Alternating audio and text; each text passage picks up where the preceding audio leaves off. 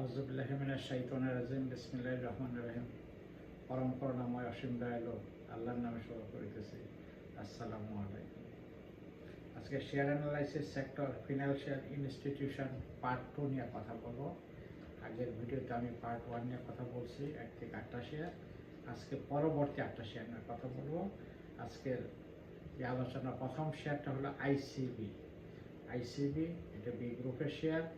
শেয়ারটা লিস্টেড হয়েছে 1977 সনে, দেশ স্বাধীনের কিছুদিন পর পরে। আচ্ছা, শেয়ারটার অথরাইজ ক্যাপিটাল 1000 কোটি, পেইড আপ ক্যাপিটাল 867.26 কোটি। সেটাতে আমরা ট্র্যাক রেকর্ড দেখে তাহলে আমরা দেখতে পারবো 2024 সালে তারা 2% ক্যাশ ডিভিডেন্ড দিছে, মাত্র 2% ক্যাশ, খেয়াল রাখবেন। আচ্ছা, 2023 সালে দিছে 2.50% ক্যাশ এবং 2.50% বোনাস।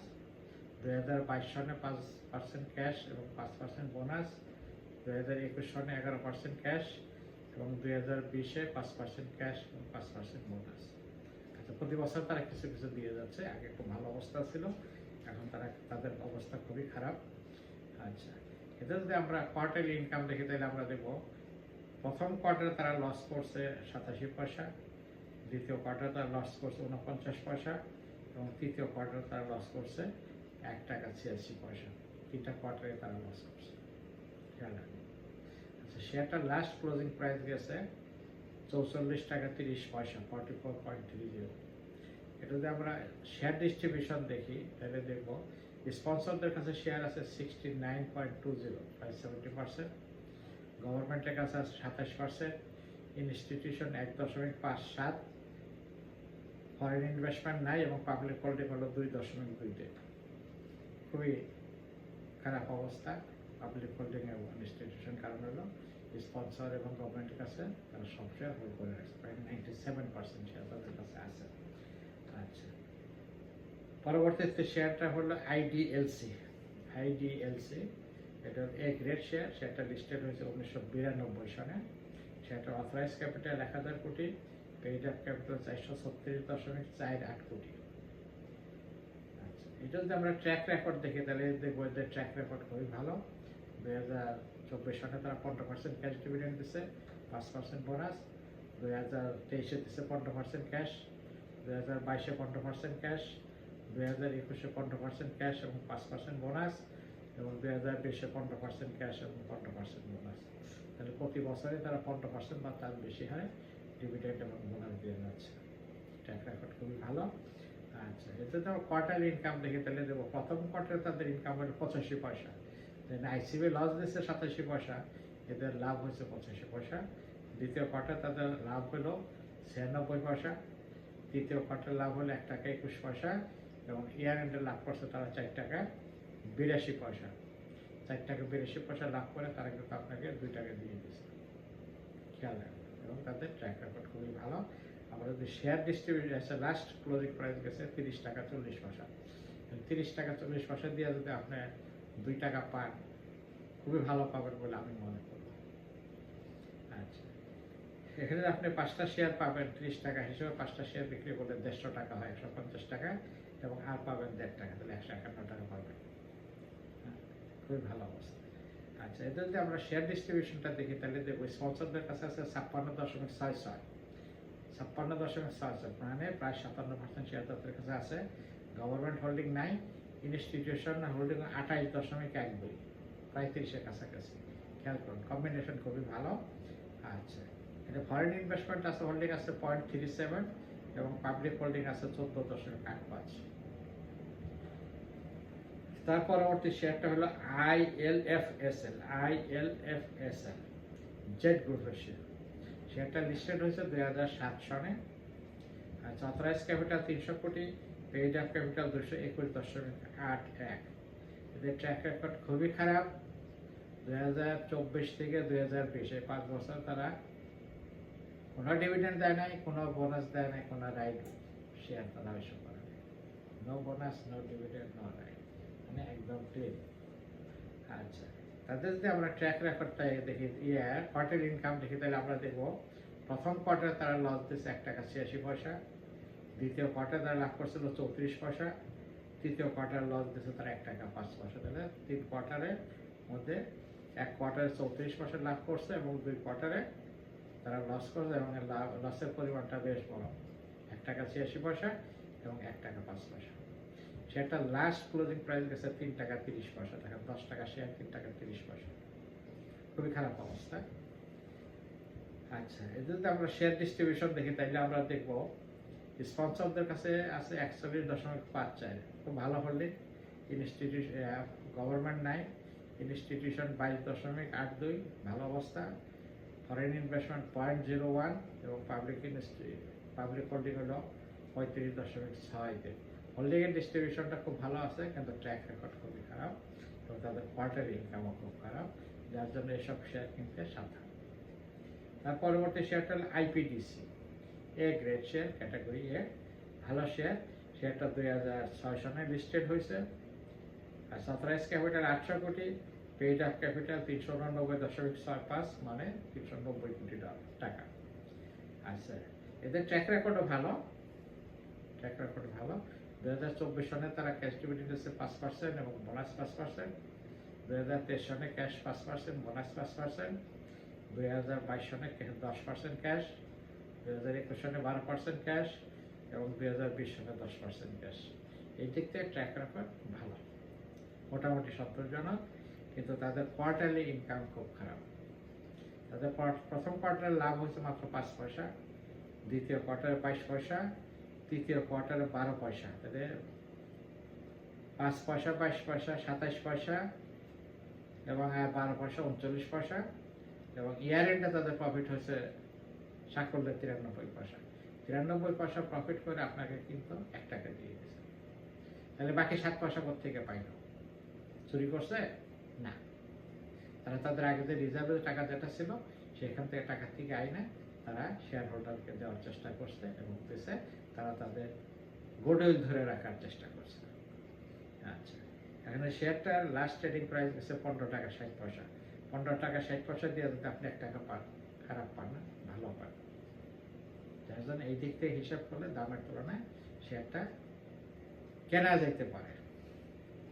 আচ্ছা, এটা শেয়ার ডিস্ট্রিবিউশন হলো কোম্পানির কাছে আছে 40%, গভর্নমেন্টের কাছে আছে 21.88, আচ্ছা, ইনস্টিটিউশন হোল্ডিং 21.57, ফরেন ইনভেস্টমেন্ট 0.10 এবং পাবলিক হোল্ডিং হলো 16.45। এখানে সবারই পার্টিসিপেশন আছে, যার জন্য শেয়ার অবস্থাটা শক্ত বলে মনে করি। তার পরবর্তী শেয়ারটা হলো 5 নম্বর share, Islamic finance, B grade share. আচ্ছা, শেয়ারটা লিস্টেড হয়েছে 2005 সনে, অথরাইজ ক্যাপিটাল 250 কোটি এবং পেইড আপ ক্যাপিটাল 140.33 কোটি। 2024 সনে তারা এখন কোনো এক্সাম করে নাই, ডিক্লেয়ার করে নাই। 2023 সনে তারা কোনো ডিভিডেন্ড দেয় নাই। 2022 সনে দিয়েছিল 5% ক্যাশ ডিভিডেন্ড, 2021 সনে 10.50, 2020 সনে 10%। প্রথম 3 বছর মোটামুটি দিয়েছে, দ্বিতীয় বছর 23 সনে দেয় নাই, 24 সনে এখন তারা ডিক্লেয়ার করেনি। আচ্ছা, শেয়ারটা আমরা কোয়ার্টারলি ইনকাম দেখি তাহলে দেখবো প্রথম কোয়ার্টার তারা লস করছে 1 টাকা 62 পয়সা, দ্বিতীয় কোয়ার্টার লস করছে 76 পয়সা, তৃতীয় কোয়ার্টার লস করছে তারা 5 টাকা 71 পয়সা। তাহলে 1 টাকা 62, 76 এবং 5 টাকা 71 পয়সা, এটা প্রায় 7.5 টাকা 7.5 টাকা হয়ে যায়। এটা 10 টাকা শেয়ার যদি 3 কোয়ার্টারে 7 টাকা 7.5 টাকা লস দিয়ে থাকে, তাহলে তারা কিভাবে এজেম করবে, কিভাবে আপনাকে দেবে? ধরে নেওয়া যায় 2024 সনে তারা কোনো ডিভিডেন্ড দিতে পারবে না। আচ্ছা, এই শেয়ারটা লাস্ট ট্রেড হয়েছে 9 টাকা 40 পয়সা, লাস্ট ক্লোজিং প্রাইস গেছে 9 টাকা 40 পয়সা। যে শেয়ারটা কিছু দিবে না, 2023-এ দেয় নাই, 2024-এও দিতে পারবে না। বি গ্রুপ আছে, যে কোনো সময় সেটা যে গ্রুপে চলে যাবে, খেয়াল রাখবেন। আচ্ছা, এটা শেয়ার ডিস্ট্রিবিউশন যদি আমরা দেখি তাহলে দেখবো কোম্পানির কাছে 32.6, কোম্পানির কাছে হোল্ডিংটা ভালো আছে। আচ্ছা, গভর্নমেন্টের কোনো হোল্ডিং নাই, ইনস্টিটিউশনাল হোল্ডিং হলো 22.8, ফরেন ইনভেস্টমেন্ট নাই এবং পাবলিক ইনভেস্টমেন্ট 41.50, 44.47, 44.47 এই অবস্থা।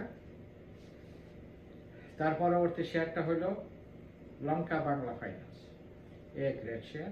শেয়ারটা লিস্ট আছে, এটা কিন্তু বিদেশি কোম্পানির শেয়ার, লঙ্কা বাংলা ফাইন্যান্স। খেয়াল রাখবেন, 2006 সনে তারা লিস্টেড হয়েছে, অথরাইজ ক্যাপিটাল 1000 কোটি, পেইড আপ ক্যাপিটাল 538.8 মানে 539 কোটি টাকা।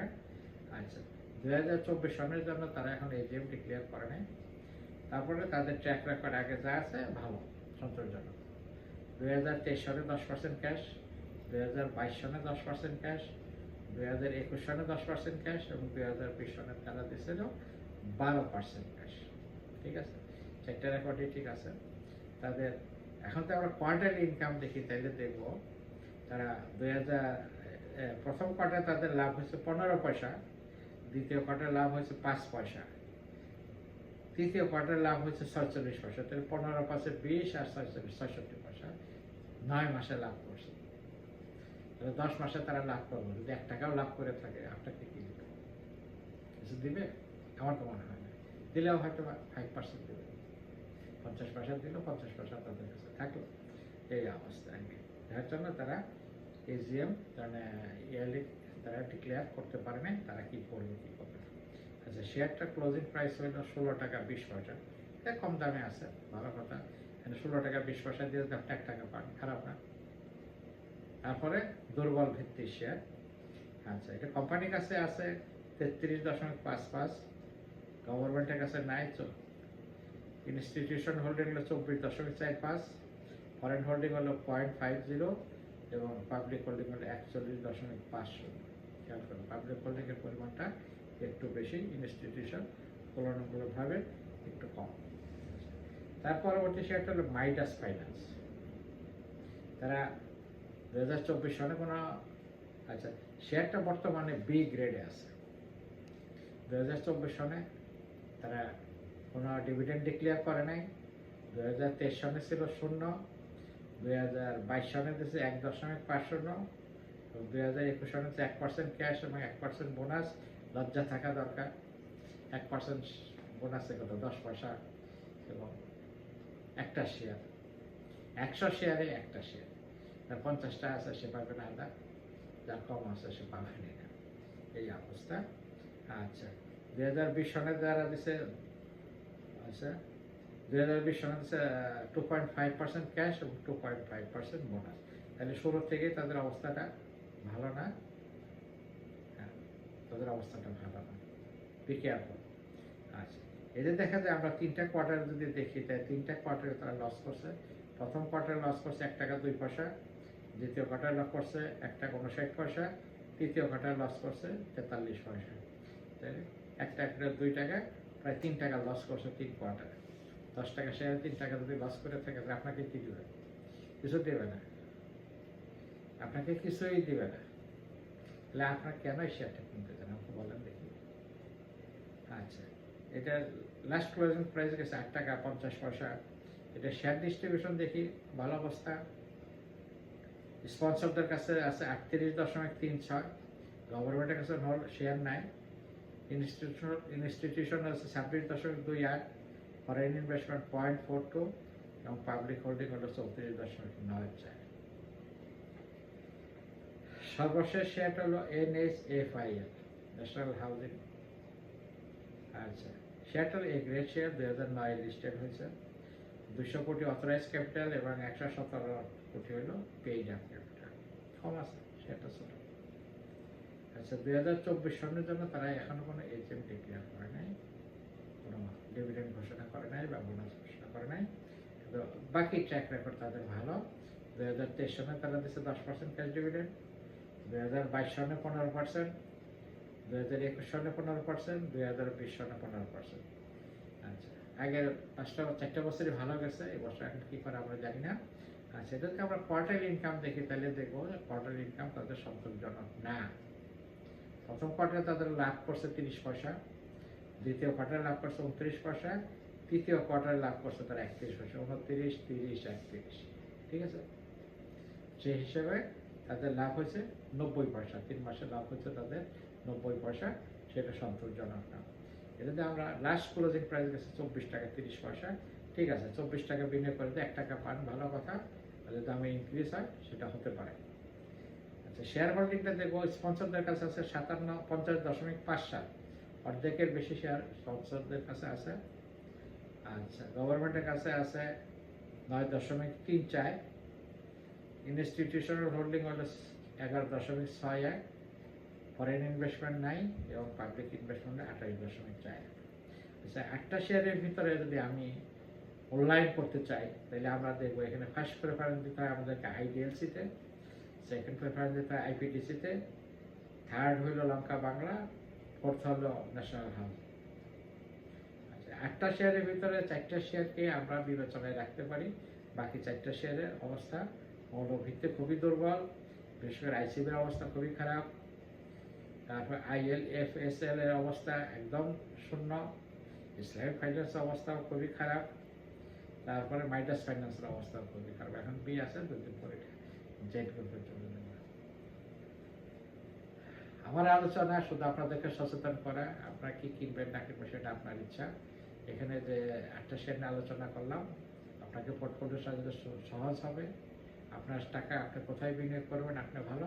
আমার টাকা যদি আমি বিনিয়োগ করি তাহলে আমি অ্যানালাইসিস করে দেখব যে এই 5টা শেয়ারের 8টা শেয়ারের ভিতরে আমি যদি বিনিয়োগ করি তাহলে ওখানে একমাত্র আইডিএলসিতেই বিনিয়োগ করব। তারপরে আদার শেয়ার কিছু কিছু বিনিয়োগ করতে পারেন, সেটা আপনার ইচ্ছা। লাভ লস আপনার, বিনিয়োগে আপনার, টাকা আপনার। আমি শুধু আপনাদেরকে সচেতন করা দরকার যে টাকা দিয়ে তামার রূপা কিনবেন না, টাকা দিয়ে স্বর্ণ কেনার চেষ্টা করেন। টাকা দিয়ে স্বর্ণ কেনার চেষ্টা করেন, সিদ্ধান্ত নিতে সহজ হবে। আমার এই 10 মিনিটের ভিডিও, 15 মিনিটের ভিডিও যদি আপনি দেখেন তাহলে আপনার সিদ্ধান্ত নিতে সহজ হবে। এবং আশা করব আলোচনার ভিত্তিতে যদি আপনার কোনো শেয়ার কিনেন আপনি লস করবেন না। আমারই লাভ না করলেও আপনি লস করবেন না, সেটা গ্যারান্টেড। আশা করি ভিডিওটা ভালো লাগছে, যদি ভালো লাগে তাহলে সাবস্ক্রাইব করবেন, বন্ধু ভালো ভিডিওটা শেয়ার করবেন। আজকের মতো এখানেই রাখি। আল্লাহ হাফেজ, আসসালামু আলাইকুম।